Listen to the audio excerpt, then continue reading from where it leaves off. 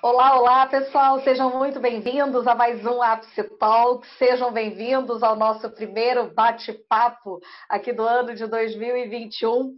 Nenhum assunto mais interessante, mais em voga do que a gente falar sobre criptoativos, criptomoedas, mercado de criptos, Bitcoin, para onde vai, como é que está esse mercado, e para isso ninguém melhor do que a Hashdex Brasil, aqui na figura da Priscila, para falar com a gente. Priscila, muito obrigada pela tua participação hoje. Hoje a gente vai fazer um bate-papo, nosso formato de 2021. São bate-papos mais curtos, mais intensos, mas que a gente consiga tirar as dúvidas aqui dos nossos assinantes, dos nossos clientes, de quem está assistindo a gente. Afinal de contas, a gente está aqui para educar, para informar e para levar informação de qualidade para todos os investidores aqui do Brasil. Sejam muito bem-vindos a todos. Priscila, muito obrigada mais uma vez e já vou começar com você pelo seguinte.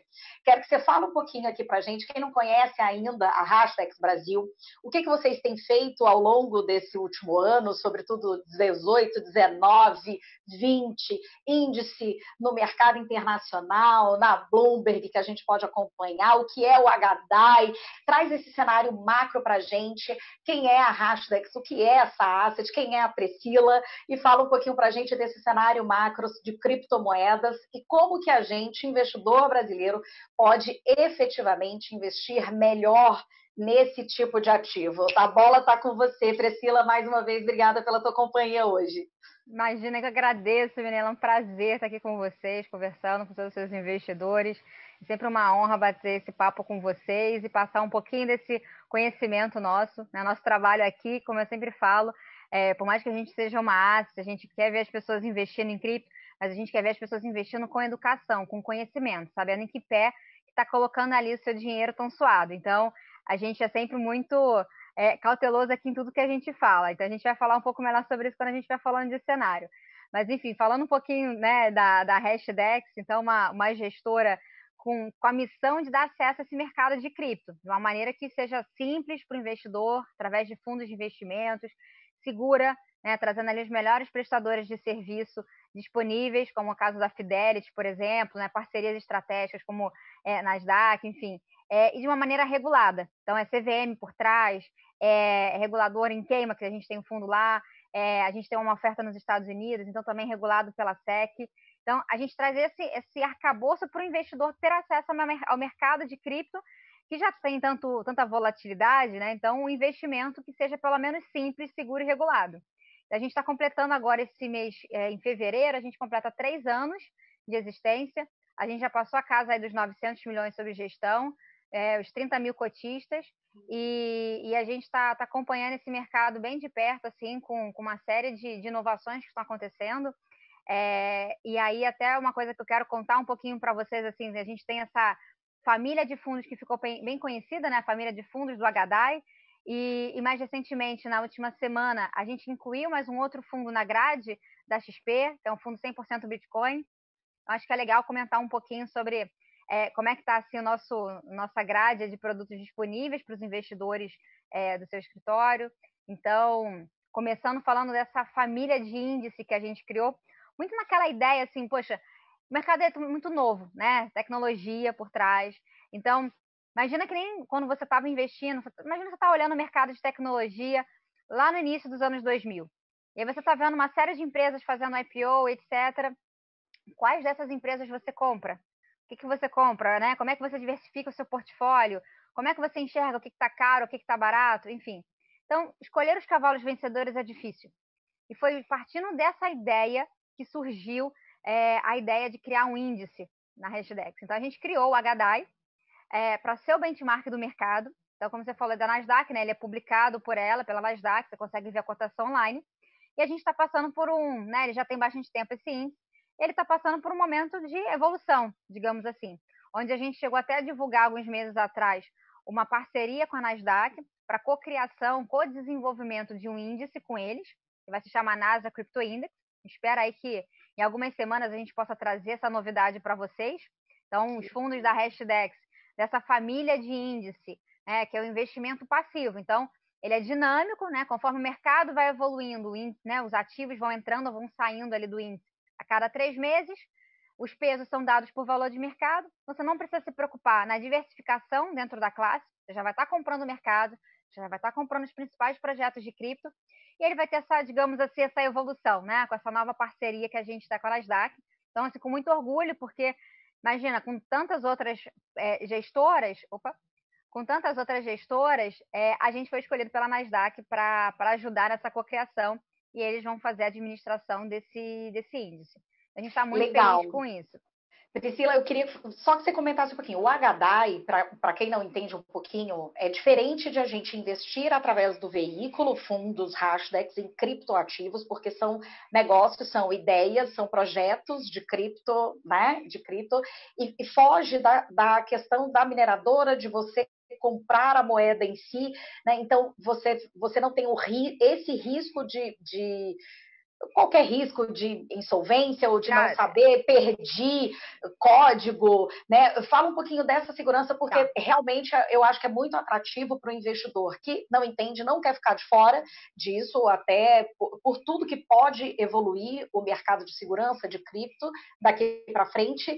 E é interessante porque eu não tenho que comprar o Bitcoin, eu não tenho que comprar a Ethereum, eu não tenho que comprar uma moeda de cripto, mas eu tenho um índice balanceado. Eu queria que você falasse um pouquinho mais para a gente, para que o investidor entendesse que ele está atrelado a esse mercado, às inovações tecnológicas para esse mercado, mas que ele tem um nível de segurança que ele pode dormir tranquilo, digamos, né? Ele vai dormir tranquilo e sabendo o saldo dele está ali, com muita volatilidade, a gente sempre fala, é para quem tem perfil de altíssimo risco, para alocação de longo prazo, mas eu queria que você falasse um pouquinho mais para a gente do índice em si. Tá, ótimo. Então, os fundos, eles de fato compram os ativos, né? Então, de fato, o fundo compra Bitcoin, ele compra Ethereum, compra Polkadot, entre outros ativos. A carteira fica disponível no meu site. Você entrar lá no hashdex.com/índice, tá lá a carteira do índice. Então, o fundo ele vai comprar exatamente aqueles ativos naqueles pesos que você está enxergando lá, tá? E aí, como é que é feita essa parte de segurança? Porque quando o investidor ele quer fazer diretamente o investimento, ou seja, não é através de fundo, ele tem que fazer o quê? Ele tem que abrir conta numa corretora, né? Conhecida também como exchange de cripto, que aqui no Brasil elas não são reguladas. Então, ele precisa comprar o ativo e ele pode desde deixar armazenado isso naquela corretora, ou ele pode fazer a própria custódia. É uma coisa que normalmente a gente sempre recomenda que você faça a própria custódia para não ter nenhum tipo de risco de exchange, né? De acontecer alguma coisa com a exchange ou de algum hacker, alguma coisa do gênero. Ao fazer a própria custódia, você também está incorrendo em outros riscos, que é a questão de como é que você guarda isso. Aí é um problema que você tem que começar a pensar. Se acontece alguma questão sucessória com você, como é que a sua família vai saber que você tinha aquilo? Como é que você deixa o mapa da mina para alguém? Então, realmente são vários percalços, né? A gente já viu várias histórias de vários casos de pessoas que tinham bitcoins e acabaram perdendo. Tá? Assim, histórias muitas. Então, a gente simplifica tudo isso com os melhores prestadores de serviço. Então, uma que é muito grande, que eu acho que vale citar aqui, que é a Fidelity. Para quem não sabe, a Fidelity ela é uma gestora americana, tem mais ou menos uns 7 trilhões de dólares sob gestão. Pouca coisa, né? Sob gestão. E eles fazem custódia de Bitcoin. A gente utiliza, é a primeira gestora da América do Sul a usar a custódia da Fidelity. Então, assim, são empresas que a gente usa que são reguladas, que contam com seguro, que tem um processo muito robusto ali de guarda desses ativos. Então, a preocupação do investidor puxa, quanto que eu quero ter de exposição aqui nesse mercado? Como é que eu vou calibrar aqui o meu portfólio? Como é que eu vou diversificar com cripto? É essa a preocupação dele, e não com segurança. Deixa que isso daí a gente resolve através dos fundos. Você também não tem que se preocupar em quais ativos você precisa investir, né? Como diversificar entre eles. Se preocupar qual é o ativo que está ganhando mais relevância ou aquele que está perdendo relevância, porque isso automaticamente vai sendo ajustado nos nossos fundos. Acho que esse daí é o pilar principal para a gente, é a segurança. Maravilha. Vamos falar um pouquinho sobre esse cenário conturbado que começamos janeiro muito bem, obrigada, e no meio do caminho, né, na carta que vocês publicaram para os cotistas, a gente teve Bitcoin batendo máximas e aí veio notícia. Contextualiza para a gente como que o investidor que já está posicionado nesses veículos, né? Que a gente tem o Discovery, a gente tem o Explorer, a gente tem o Voyager e agora o 100% Bitcoin. Como que o investidor que já se posicionou lá atrás, porque a gente tem utilizado essa estratégia, né, como opção de diversificação, como que ele pode olhar esse mercado hoje, né, com a visão de vocês hoje, e como que vocês enxergam esse mercado daqui para frente? A gente, né, não tem mãe de nada, não está mais aqui, a gente não vai fazer futurologia, mas a gente vai falar sobre esse cenário, como é que vocês enxergam aí essas diferenças e como que o investidor, vocês acham que o investidor tem que se comportar? Quem já está dentro, qual é a melhor estratégia que ele segue para essa alocação agora? Quem não entrou lá fora, tem sentido entrar? Né? E falar um pouquinho da carta, quando vocês falaram muita calma nessa hora, minha gente que bateu a máxima, pode corrigir, e de fato corrigiu. Vamos contextualizar isso aí para a gente, Priscila. Ótimo. Não, um excelente ponto, Milena. Eu só vou dar também um contexto para quem talvez não pegou essa alta toda do ano passado, até para contexto, porque é um movimento que está acontecendo que a gente imagina que ele não vai parar. Então, assim, quando você olha para preço, você está vendo ali a volatilidade. Mas o fundamento por trás, o que está levando essa aceleração, né, esse crescimento, essa valorização dos ativos, tem coisas ali que estão acontecendo. Então, eu vou dar esse contexto primeiro, tá? Até porque para poder falar um pouco de cenário de 2021, e aí eu explico como é que vai funcionar, como é que a gente entende que seria ali a melhor alocação, digamos assim, para o investidor, tá? Então, acho que o primeiro ponto aqui, acho que, não sei quem ali acompanhou, mais ou menos em maio do ano passado, um grande investidor americano chamado Paul Tudor Jones, que investe, né, tem fundo aí de mais ou menos uns 40 bi de dólares, ele escreveu uma carta para os investidores dele dizendo que estava comprando Bitcoin como uma proteção, como hedge ali para a inflação. Então, o que a gente estava vendo ali naquele cenário? Por conta do Covid, né, os bancos centrais começaram a fazer uma grande expansão monetária, com impressões ali trilionárias, e nesse cenário de juros baixíssimos, enfim, toda essa situação econômica, o ouro ele já é uma alternativa, né, como reserva de valor, uma proteção que a gente já conhece, só que o Bitcoin ele começou a despontar como o ouro digital, né, como o novo ali, e começou a ganhar espaço dentro da carteira de investidores institucionais.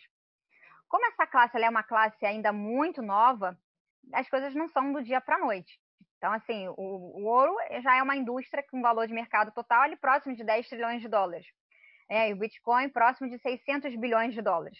Tem uma discrepância muito grande aí, né? Naquela época era bem menos, tá? Era próximo dos 300. Mas o ponto, menos até. O ponto aqui isso começou a despertar o interesse, tá? Então, acabou que o cenário econômico, ele acabou acelerando, fazendo com que os investidores institucionais começassem a enxergar isso de uma forma assim, poxa, o que tem aqui de alternativa, né? Vale ficar de fora, não vale ficar de fora? Porque, assim, as características do Bitcoin para ser esse ouro digital, elas já existiam antes, né? Que é a escassez programada lá da rede do Bitcoin, isso já existia. Mas o investidor institucional, digamos que ele precisou ali de um contexto macro, um empurrão. E também o ecossistema dessa classe ele já estava um pouco mais avançado do que alguns anos atrás, tá? Então também vale pontuar isso. Com mais custodiantes qualificados, com mais algumas outras coisas. Então, assim, a gente começou a ver esse movimento do institucional, até mesmo empresas listadas na Nasdaq que começaram a pegar parte do caixa e comprar Bitcoin, tá? A MicroStrategy já tem mais de $1 bilhão em Bitcoin, uma empresa listada na Nasdaq. Um outro assunto também bem relevante, que foi a entrada do PayPal nesse mercado. Então, antes era, né, mercado financeiro de um lado, cripto do outro.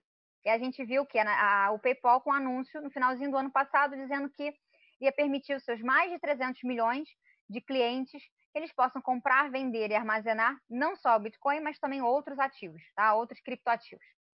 Então, esse cenário de entrada de mais investidores foi realmente levando ali o Bitcoin cada vez a patamares mais altos.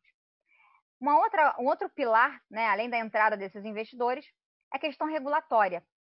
Então, a gente viu no ano passado uma situação também interessante, que foi um órgão regulador dos bancos nos Estados Unidos, que passou a permitir que eles possam fazer custódia dos criptoativos, né? Então, o banco fazendo custódia.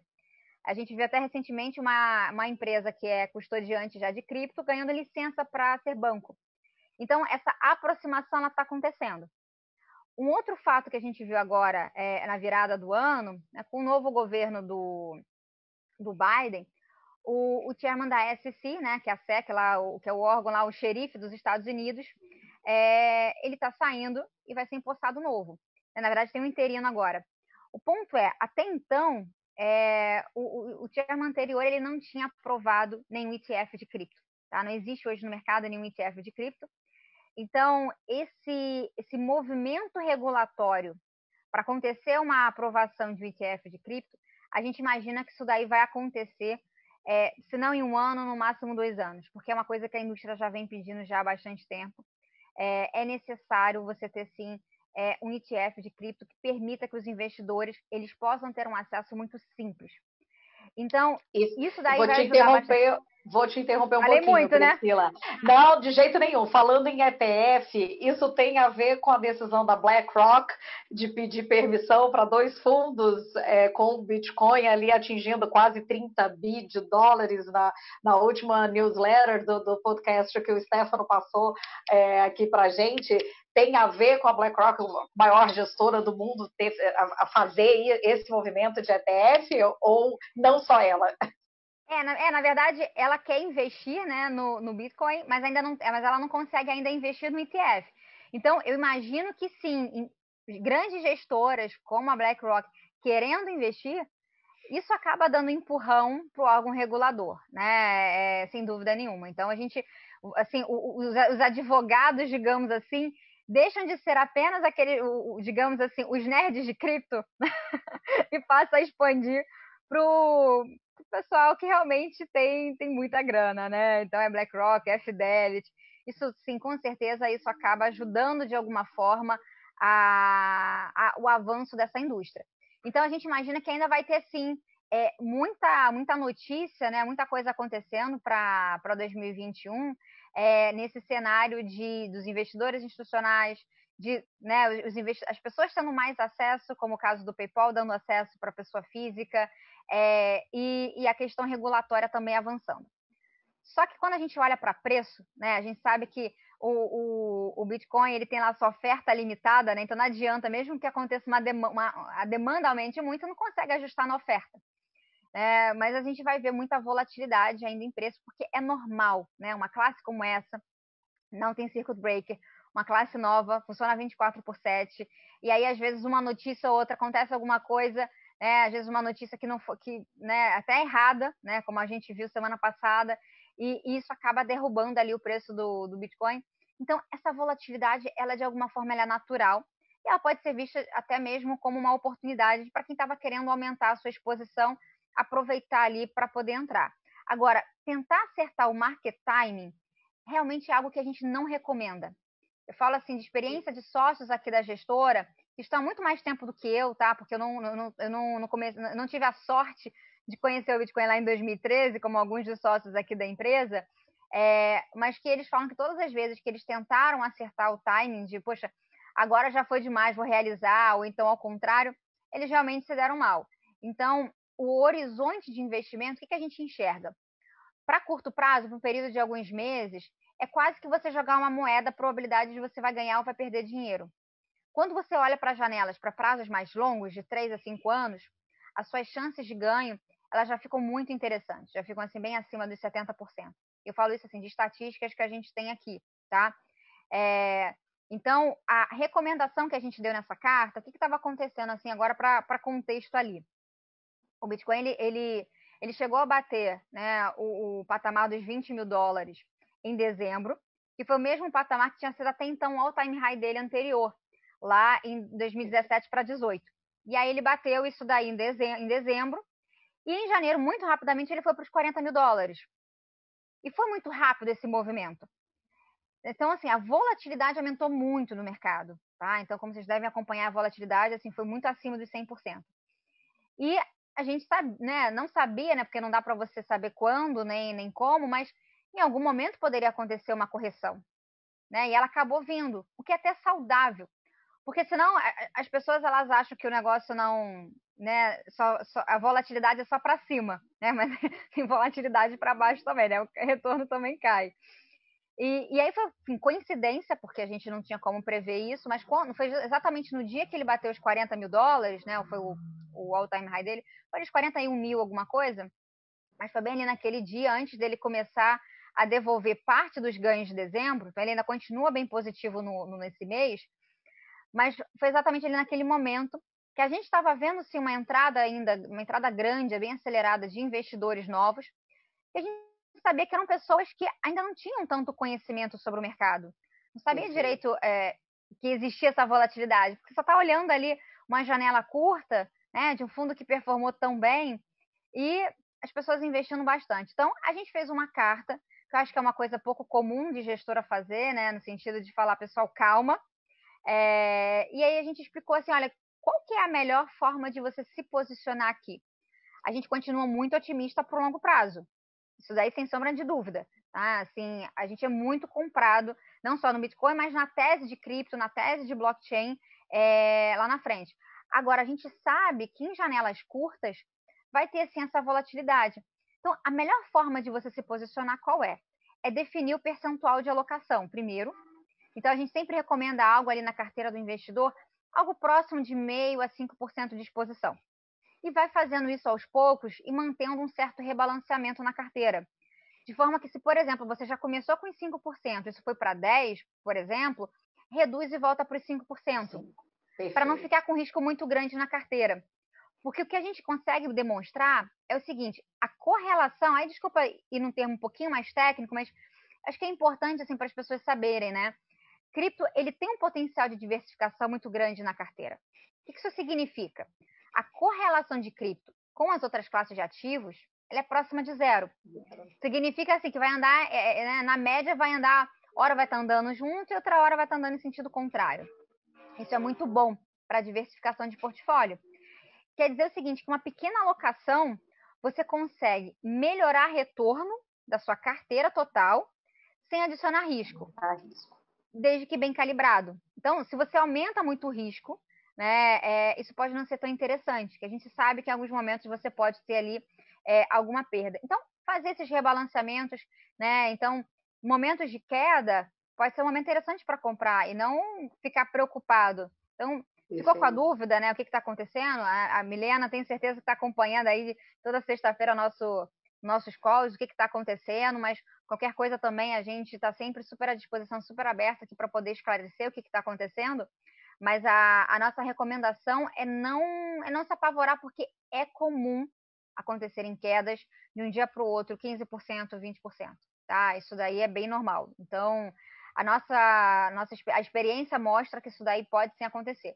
Agora, se o seu foco é a longo prazo, você não tem que se preocupar.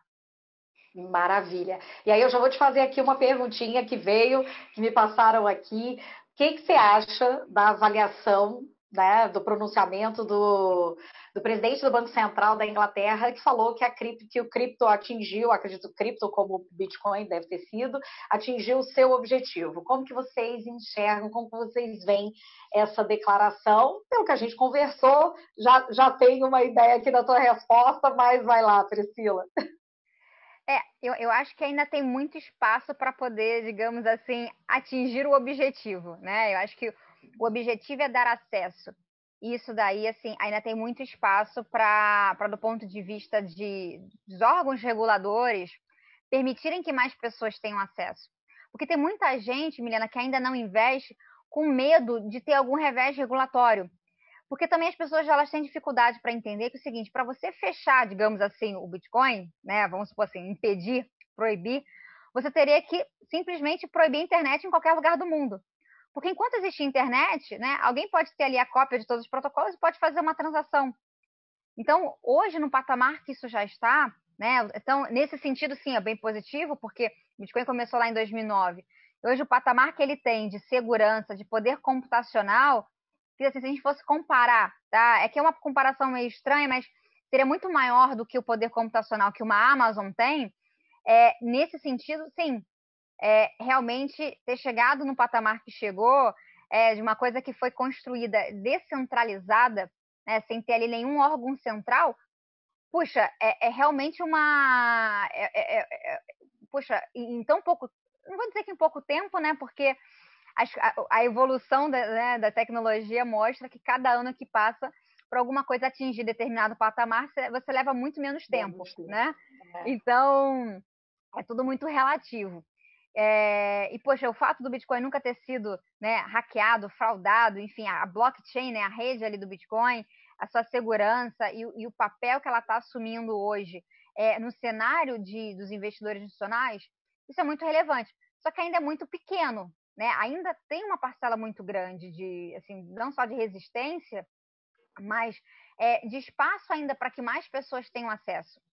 Então, eu acho que os órgãos reguladores, eles entrando de uma maneira, dando mais credibilidade, porque não é no sentido de regular né, o Bitcoin, é regular assim, o ecossistema, né? Então, as exchanges terem licenças para operarem, os custodiantes terem licenças, quem são né, como é que é a infraestrutura ali para negociação. E isso ainda tem muita coisa para avançar, mas ela não deve ser vista de uma forma binária.